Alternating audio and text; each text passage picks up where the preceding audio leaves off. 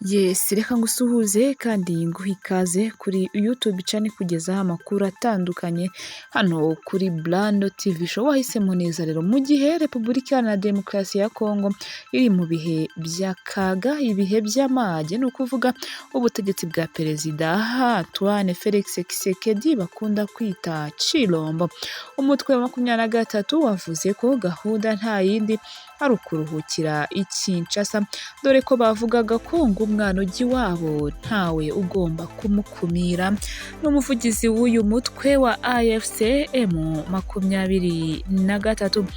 Ikindi ni uko abanyeshuri bigaga mu ishuri ryisumbuye rya Nyange mu ijoro ryo kuwa 18 rishyira kuwa 19 Werurwe 1997 aribwo bagabweho igitero n'abacengezi kikica benshi abandi bagakomereka. Gusa aba bana banze kwitandukanya, ibyatumye bashyirwamo ibyiciro ndetse rwose bababwira ko bagomba kwitandukanya bubi na bwiza, ariko bano bana baranga. Kugeza ubu aba bana babarizwa mu ntwari z'u Rwanda aho baba mu cyiciro cy'Imena. Ni ukuvuga yuko uyu munsi twizihiza umunsi w'intwari, aba bana nabo barimo.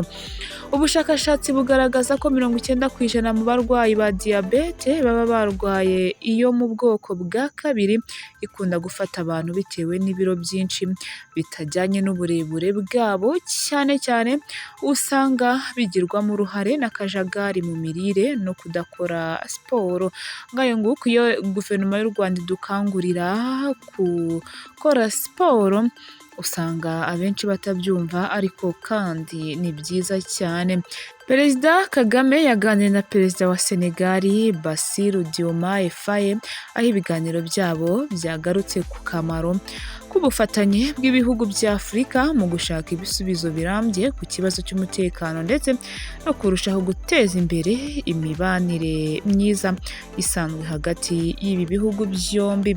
Ibi ngibi rero bikaba ari ibyaganiriwe n'aba banyacyubahiro bombi uko ari babiri. Abayobozi rero batandukanye bari bitabiriye uno mukino, harimo na Mubaraka Muganga, ni umukino wa APR FC ndetse na Polisi FC. Ni ukuvuga yuko rero muri uyu mukino tugiye kukubwira uko byari byifashe kugira ngo byose bigere ku iherezo, ni ukuvuga ku munota wa 90 uko umukino wari wifashe. Njyewe ndaje nkubwire uko byari bimeze, nkuhe amakuru atandukanye uko uno mukino wagenze. Ikindi ni uko Perezida Paul Kagame yifurije Abanyarwanda umunsi mwiza w'intwari z'u Rwanda wizihizwa tariki ya 2 Gashyantare.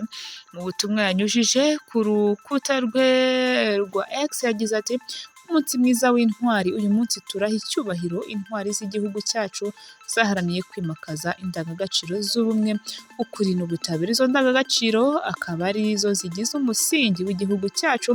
Uyu munsi ni inshingano ya buri wese, yaba umuto cyangwa umukuru, guhangana n'inzitizi duhura nazo tukabikorana ubunyangamugayo, guhagarara ku kuri no gukomeza kubaka igihugu birenze kure icyo abandi bashaka kutubwira cyangwa se kutugenera. Ni ijambo rya nyakubahwa Perezida w'u Rwanda Paul Kagame. Reka rero tugaruke tukubwira uko byifashe, uko umukino urangiye mu kanya. Amahoro y'Imana akomeze kubana nawe. Shalom shalom.